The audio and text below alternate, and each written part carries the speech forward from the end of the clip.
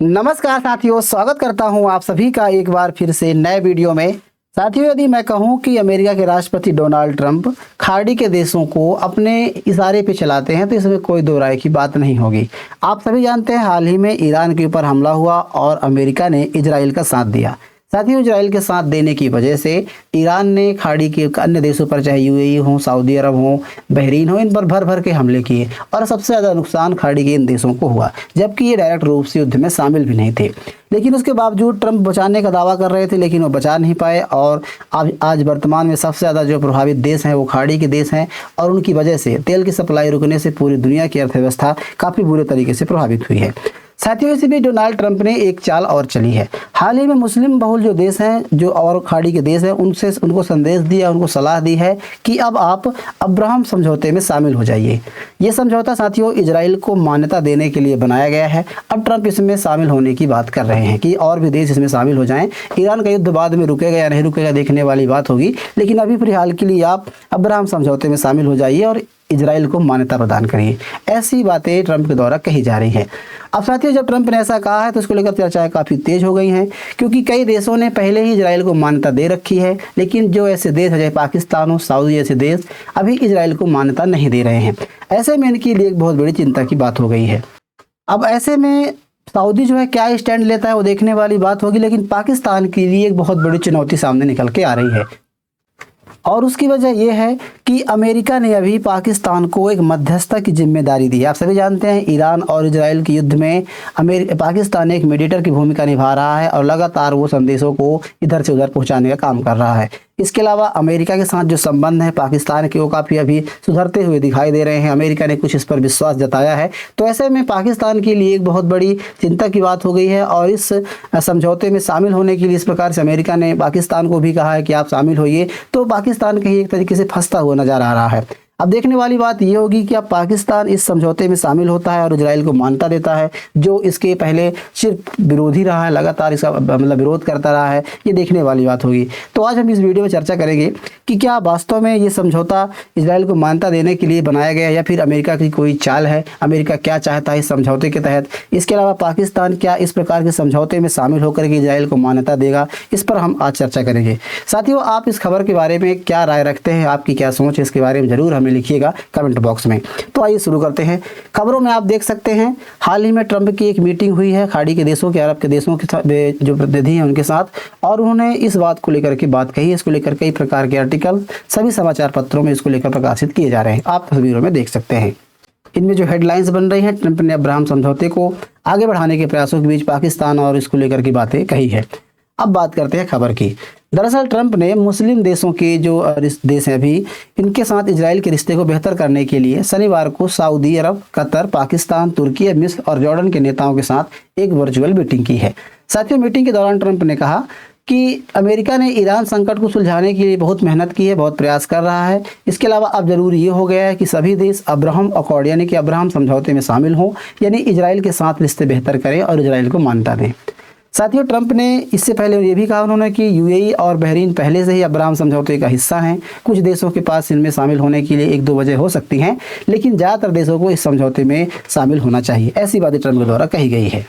साथ ही उसने ट्रंप के द्वारा जो अब्राहम समझौता है इसको लेकर के उन्हें बहुत बड़ी एक रिकॉर्ड बताया। उन्होंने कहा कि जो अब्राहम समझौता है पश्चिम एशिया को 5000 साल में पहली बार असली ताकत, शक्ति और मजबूती दे सकता है, इसके बारे में उन्होंने बताए हैं। ट्रंप की सलाह में साथियों कई ऐसे नेता शामिल हुए थे। इसमें बात करें तो ट्रंप के मुताबिक, खबरों के मुताबिक, जो सऊदी के मोहम्मद बिन सलमान हैं, मोहम्मद बिन जायद अल नहयान यूएई के, इसके अलावा कतर के तमीम बिन अल थानी, आसिम मुनीर पाकिस्तान से, रजब तैयब अर्दोगन तुर्की के, इसके अलावा मिस्र के फतेह अल सीसी, कई नेता इसमें शामिल हुए थे।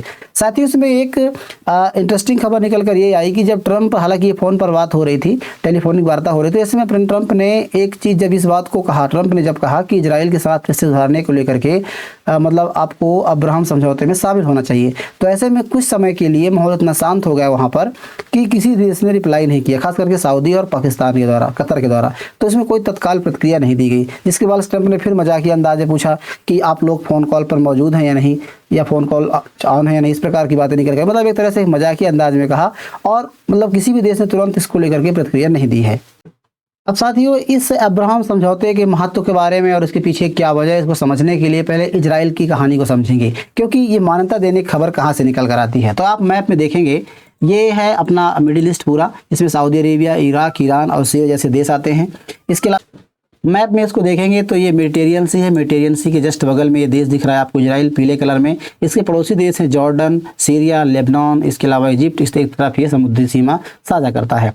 तो ये जो देश है आप मैप में देख रहे हैं, इसको छोटे मैप में प्रयास करें तो इस प्रकार से आपको दिखाई देगा पूरा एरिया इजराइल का कहलाता है। साथियों, इसके पीछे कहानी रही है। देखिए, इजराइल 1948 में बना है और अपने आप को स्वतंत्र राष्ट्र के रूप में घोषित किया है। इसके पीछे के बनने कोई एक विवादात्मक कहानी रही है। पहले आप मैप में देख सकते हैं 1947 में यहाँ पर क्या है कि पहले पूरा फिलिस्तीन हुआ करता था। आप मैप में देख रहे हैं छोटे छोटे पीले कलर में जो आप देख पा रहे हैं, ये छोटे छोटे पीले, ये यहूदियों के रिहायशी इलाके, यहूदी यहाँ आकर बसे हुए थे। पहले पूरा देश जो था फिलिस्तीन कहलाता था और ये पूरा फिलिस्तीन है, ये तुर्की साम्राज्य के अधीन हुआ करता था। यहाँ पर मुस्लिम लोग, ईसाई धर्म और यहूदी धर्म के लोग यहाँ पर रहते थे। उसके बाद 19वीं और 20वीं शताब्दी के आसपास यहूदी के लोग यहाँ पर कुछ आकर के बसने लगे। देखते देखते ये संख्या काफ़ी ज़्यादा हो गई। उसके बाद प्रथम विश्व युद्ध के बाद ब्रिटेन ने इस पर मतलब कि नियंत्रण कर लिया था। जिस प्रकार से पूरी दुनिया में ब्रिटेन ने अपना आधिपत्य हासिल कर लिया था, तो उसी प्रकार से प्रथम विश्व युद्ध के बाद यहाँ पर भी ब्रिटेन का कब्जा हो गया था। उसके बाद ब्रिटेन के कब्जे में ये कहा था, ब्रिटेन के द्वारा कहा गया था कि यहूदियों के लिए यहाँ पर राष्ट्रीय घर बनाने को लेकर के समर्थन की गई थी। जिसके बाद क्या होता है कि यहाँ पर काफ़ी सारे यहूदी जो यूरोप में इनके साथ अत्याचार हो रहा था, वो आकर यहाँ पर बसने लगते हैं। इस सबसे इम्पोर्टेंट बात यह है कि यहाँ पर 1947 में एक बड़ा मोड़ आता है, जब यूएन यानी यूनाइटेड नेशन के द्वारा एक योजना दी जाती है कि यहाँ पर यहूदी का एक देश होगा और एक फिलिस्तीन देश होगा। दो देशों को लेकर के यहाँ पर बात कही जाती है। यहूदी उसके लिए मान लेते हैं, लेकिन जो इजराइल के लोग हैं, मतलब यहूदी के लोग मान लेते हैं, लेकिन जो अरब देश हैं, इसके अलावा मुस्लिम धर्म को मानने वाले देश है, उसको नहीं मानते हैं। लगातार विवाद चलता रहता है और सभी साथियों, इजराइल के द्वारा जो यहूदी हैं उनके द्वारा लगातार कब्जे किए जाते हैं। और इस प्रकार से 1947 जब प्लान लाया तो इस प्रकार की स्थिति थी। 1949 और 67 के बीच में आप देख सकते हैं, जो ये पीले कलर बोरा आप देख रहे हैं, इजराइल इस पर कब्जा कर लेता है और छोटे छोटे जो पीले कलर के देश हरे कलर के देख रहे हैं, ये फिलिस्तीन कहलाता है। आज की स्थिति में बात करें तो वेस्ट बैंक और गाजा पट्टी को छोड़ करके, इसके अलावा जेरूसलम को छोड़ करके, इन तीन जगहों पर ही सिर्फ फिलिस्तीन का ऑफिशियल कब्जा है। हालांकि गाजा पट्टी पर तो हमास नामक एक संगठन का कब्जा है, जिससे लगातार युद्ध चलते हैं। जेरूसलम और जो यहाँ पर एरिया वो देख रहे हैं, यहाँ पर फिलिस्तीन सरकार का कब्जा है। अब साथियों, जो कब्जा किया गया है पूरे अवैध तरीके से किया गया है, तो कई ऐसे देश हैं जो इसको लेकर के मान्यता नहीं देते हैं। लेकिन हालांकि इजराइल का दबदबा इतना है, हर एक क्षेत्र में इजराइल काफ़ी आगे है, चाहे टेक्नोलॉजी के मामले में हो, इसके अलावा और क्षेत्रों में व्यापार को लेकर के हो, तो ऐसे में कई देशों ने मान्यता देना शुरू कर दिया था। भारत की बात करें तो भारत 1992 में अपने मान्यता देता है और वहाँ पर अपने जो उच्चायोग है वो उसकी स्थापना करता है, डिप्लोमेट की स्थापना करता है, और वहाँ पर भारत के उच्चायुक्त हैं। अब इसके अलावा साथियों, पश्चिमी देश हों, इसके अलावा यूरोप जो यूएसए है, यानी कि यूनाइटेड स्टेट्स के द्वारा भी इसको मान्यता दी गई है। इसको लेकर के 2020 में ट्रंप के द्वारा एक बड़ा फैसला लिया जाता है और अब्राहम अकॉर्ड में शामिल होने के लिए एक प्रस्ताव पेश किया जाता है। अब बात करते हैं अब्राहम अकॉर्ड्स की, यानी कि अब्राहम समझौते की। साथियों, 2020 में डोनाल्ड ट्रंप के द्वारा एक ऐतिहासिक समझौता किया गया, जिसमें इसकी घोषणा 23 अगस्त 2020 को की गई और शुरुआत 15 दिसंबर 2020 से हो गई है। ट्रंप ने बताया कि ये पहला जो ऐसा मौका है, इस प्रकार से मौका दिया जा रहा है। इसके अलावा उन्होंने इस फैसले के तहत, यानी कि समझौते के तहत, कई ऐसे मुद्दों के बारे में बताया कि इसमें मुस्लिम देशों और इजराइल के बीच दुश्मनी को कम करना इसका प्रमुख मकसद है। मतलब जो अरब देशों के और इजराइल के बीच दुश्मनी है, इसको इस समझौते में शामिल करवा करके और कम किया जाएगा। इसके अलावा व्यापार, पर्यटन, तकनीकी, रक्षा और के क्षेत्र में सहयोग बढ़ाना, इसके अलावा मिडिल ईस्ट में जो शांति है और स्थिरता को बनाए रखना, इन चीज़ों को लेकर के इस समझौते का प्रमुख मकसद बताया गया था। अब साथियों, अब्राहम नाम क्यों रखा गया? तो इसके पीछे वजह यह है कि अब्राहम एक प्रकार का मतलब धार्मिक नाम लिया गया, इसमें यहूदी, ईसाई और इस्लाम धर्म के लोग भी जो पैगंबर इब्राहिम हैं उनको महत्वपूर्ण मानते हैं। तो ऐसे में एक धार्मिक एकता और शांति का प्रतीक बताया गया है। और दूसरी सबसे बड़ी वजह निकल कर आती है ईरान को जो प्रभाव है, ईरान का लगातार जो बढ़ता प्रभाव है, इसको रोकने के लिए भी डोनाल्ड ट्रंप ने ये चाल चली है। क्योंकि ईरान में और तुर्की में खासकर ज़्यादा समर्थन है वो रसिया और चाइना का है। तो कहीं ना कहीं इजराइल के साथ दे करके अरब देशों में ट्रंप अपनी जो पकड़ है वो मजबूत करना चाहते हैं और इस प्रकार के समझौते करा करके एक बड़ा मतलब कूटनीतिक चाल में सफलता प्राप्त करने का प्रयास करते हैं। साथियों, समझौते के बाद इजराइल को यूएई और बहरीन ने साइन किया। इसके अलावा 5 देश और भी हैं जब तक इसमें शामिल हो चुके हैं, जिसमें से यूएई, बहरीन, इसके अलावा मोरक्को और कजाकिस्तान ने 2025 में इस समझौते में शामिल किया है। सूडान को लेकर के अभी बात चल रही है, 2021 में इसने शामिल होने की बात कही थी। इसकी औपचारिक जो प्रक्रिया भी बाकी है।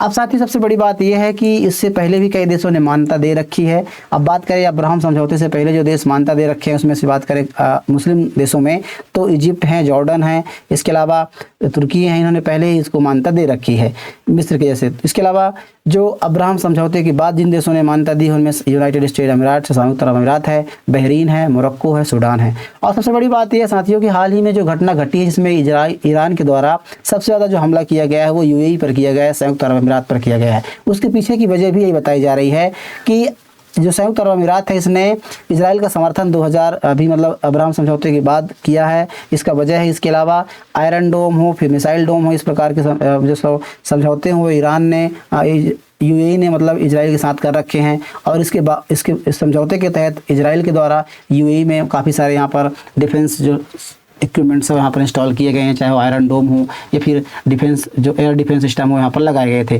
तो इसकी वजह से भी खबरें आ रही थी कि ईरान ने सबसे ज़्यादा हमला इसीलिए इसके ऊपर किया है। ये देखने वाली बात है। अब साथियों ट्रंप ये चाहते हैं कि इस समझौते को दायरा और बढ़ाया जाए। इसमें सबसे बड़ी जो बाधा है सऊदी अरब और पाकिस्तान है कि ये ऐसे देश हैं जो मुस्लिम बहुल देश हैं और अब मुस्लिम जो धर्म है इसको प्रमोट करते हैं, उसके बड़े नेता माने जाते हैं। तो ट्रंप का कहना यह है कि इस समझौते को और आगे बढ़ाते हुए इन देशों को भी शामिल किया जाए। हालांकि सऊदी जो क्राउन प्रिंस है वो पहले इस समझौते को लेकर के राजी हो गए थे, इस खबरें आ रही थी, लेकिन बाद में जब गाजा युद्ध फिर शुरू हुआ तो उसमें ये हालात बदल गए। अब सबसे बड़ी बात यह है साथियों कि इसमें इजराइल का जो अभी मौका है, क्योंकि अभी देखिए अभी इससे पहले कई देशों ने इसको लेकर गाजा पट्टी में गाजा स्ट्रिप, गाजा जो पीस है इसको लेकर समझौता हुआ था। तो खाड़ी के देश कई देश, सऊदी अरब भी इसमें शामिल हुआ था, मतलब गाजा में जो शांति स्थापित करने को लेकर के गाजा पीस बोर्ड हुआ था। तो ऐसे में लग रहा था कि हो सकता है आने वाले समय में इजराइल को जो मतलब कि मान्यता है वो दे दिया जाएगा सऊदी के द्वारा भी। लेकिन हुआ ऐसा कि अभी वर्तमान में इजराइल लगातार ईरान के साथ हमले कर रहा है, युद्ध कर रहा है, ऐसे में युद्ध रुकने का नाम नहीं ले रहा है। उससे पूरी दुनिया की जो अर्थव्यवस्था प्रभावित हुई है, साथ ही खाड़ी के जो देश है सऊदी जैसे देशों को भी काफ़ी इस पर बुरा असर पड़ा है। तो कहीं ना कहीं ये रिश्ते पूरी तरह से फिर से एक बार बिगड़ गए हैं। अभी इजराइल के इस रिश्ते को लेकर के सऊदी द्वारा जो बयान दिया गया उसमें कहा गया कि फिलिस्तीन राष्ट्र बनाने की दिशा है, उसमें स्पष्ट और जो अस्थायी कदम होंगे, उसके बाद ही इजराइल इसको मान्यता देने के लिए तैयार है। मतलब कि जब ये कहा कि जो फिलिस्तीन को लेकर कोई स्पष्ट कदम बनाई जाएगी, स्पष्ट जो बात है वो रखी जाएगी, उसके बाद ही जो सऊदी है वो इसका समर्थन करेगा। या फिर अभी यानी कि फिलिस्तीन को लेकर कोई जब ठोस बात होगी तभी जो सऊदी है वो इसका समर्थन करेगा। अब साथियों सबसे बड़ी बात यह है कि सऊदी जो है दुनिया भर के मुस्लिम नेताओं को, मुस्लिम देशों का एक बहुत बड़ा नेता बनता है, माना जाता है। और इसके अलावा सबसे जो मक्का मदीना है जो सबसे बड़ा धार्मिक स्थल है मुसलमानों का, मुस्लिमों का, तो महत्वपूर्ण स्थल है मक्का और मदीना। तो ऐसे में क्या है कि उनकी एक छवि भी होती है पूरी दुनिया में। यदि इस पर तो पूरी दुनिया में कहीं ना कहीं जो सऊदी है उसको लेकर के धार्मिक जो छवि है उसको ही बचानी पड़ती है। इसके अलावा आंतरिक विद्रोह का भी उसको डर बना रहता है, क्योंकि यदि ऐसी होती है तो वहाँ पर मुस्लिम धर्म के मानने वाले लोग काफ़ी ज़्यादा हैं, तो हो सकता है कि जो आंतरिक कलह या आंदोलन ऐसी घटनाएं देखने को मिल सकती हैं। तो ये वजह है।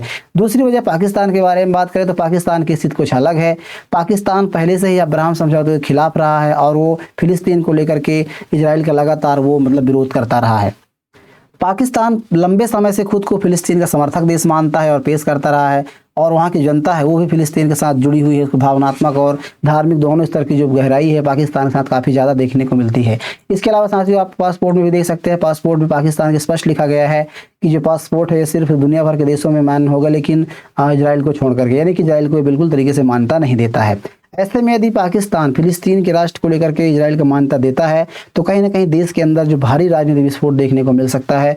और इसके अलावा जो पाकिस्तान कहता आ रहा है कि जब तक फिलिस्तीन का मुद्दा मतलब समाधान नहीं होता है तो इजराइल को मान्यता नहीं देगा, तो उसके लिए कहीं ना कहीं चिंता की बात होगी। अब सबसे बड़ी बात यह है साथियों कि पाकिस्तान का इतिहास भी कुछ ऐसा रहा है। चाहे हम जिन्ना के बारे में बात करें, जिन्ना के द्वारा भी फिलिस्तीन को लेकर के एक कुछ कड़े बयान दिए गए थे, और जिन्ना ने इस इजराइल को लेकर के एक बड़ी स्टेटमेंट दी थी जिन्होंने कहा था कि इजराइल का विरोध करते उन्होंने कहा था कि ये पूरी दुनिया के दिल में खोपा गया एक छुरा है। तो इस प्रकार की बातें भी निकल के आई थी। इसके अलावा पाकिस्तान यदि इजराइल का समर्थन करता है तो उसकी आत्महत्या जैसे होगा, तो ऐसी चीज़ों को लेकर के बात कही जाती है। इसके अलावा जो पूर्व प्रधानमंत्री रहे हैं इमरान खान, उनके द्वारा भी इसको लेकर के काफ़ी सारे बयान दिए गए थे, जिन्होंने कहा था कि ट्रंप के कार्यकाल में जब उनका कार्यकाल था तो ट्रंप ने और उसके सहयोगी देशों के द्वारा अब्राहम समझौते में शामिल होने को लेकर के उनकी बातें कही गई, तो उन पर दबाव डाला गया था। लेकिन जो इमरान खान है उस पर शामिल नहीं होने को लेकर वो लगातार बने रहे। उसके बाद में 2022 में सत्ता से हटाए गए, तब इमरान खान के द्वारा आरोप भी लगाया गया था कि इनके ऊपर अंतर्राष्ट्रीय साजिश की गई, जिसके तहत जो सरकार है वो गिराई गई है और बाद में शहबाज शरीफ सरकार बनती है। तो इसको लेकर के उन्होंने बताया था कि हो सकता है आने वाले समय में शहबाज शरीफ सरकार जो इजराइल को मान्यता देने को काम सौंपा गया है। तो ऐसी बातें निकल के आई थी। इसके अलावा जो गाजा की पीस समिट है, इस पर पीस जो गठबंधन है मिडिल ईस्ट में पीस को लेकर के एक बताया गया था, तो उसमें पाकिस्तान ने हाल ही में शामिल हुआ था। उसके बाद से लेकर काफ़ी ज़्यादा इसकी आलोचना हुई थी और जो उसके घर में मतलब कि पाकिस्तान के कई जगहों पर इसको लेकर के विरोध प्रदर्शन हमें देखने को मिला था। और सबसे बड़ी बात साथ ये हुई है कि हाल ही में पाकिस्तान ने जिस प्रकार से घटनाक्रम घट रहे हैं, हाल ही में मिडिल ईस्ट में पाकिस्तान युद्ध को रुकवाने को लेकर मीडिएटर की भूमिका निभा रहा है और दोनों देशों के बीच जो तो इसलिए पाकिस्तान के लिए एक चिंता की बात है। अब साथ ही इसके अलावा आंतरिक विद्रोह का भी डर बना रहता है, क्योंकि इससे पहले भी मिस्र में एक घटना घट चुकी है जब मिस्र ने इजराइल को मान्यता दी थी। तो ऐसे में क्या है कि मिस्र के राष्ट्रपति जो अनवर सदात थे, उन्होंने 1997 में इजराइल को मान्यता दी थी, 1979 में। उसके बाद से क्या है कि सदात हैं उनको लेकर के अरब दुनिया में काफ़ी विरोध या आलोचना देखने को मिली थी। इसके बाद 1981 में उनकी हत्या कर दी गई थी, उनका बहिष्कार किया गया था। तो कई प्रकार की घटनाएं देखने को मिली थी।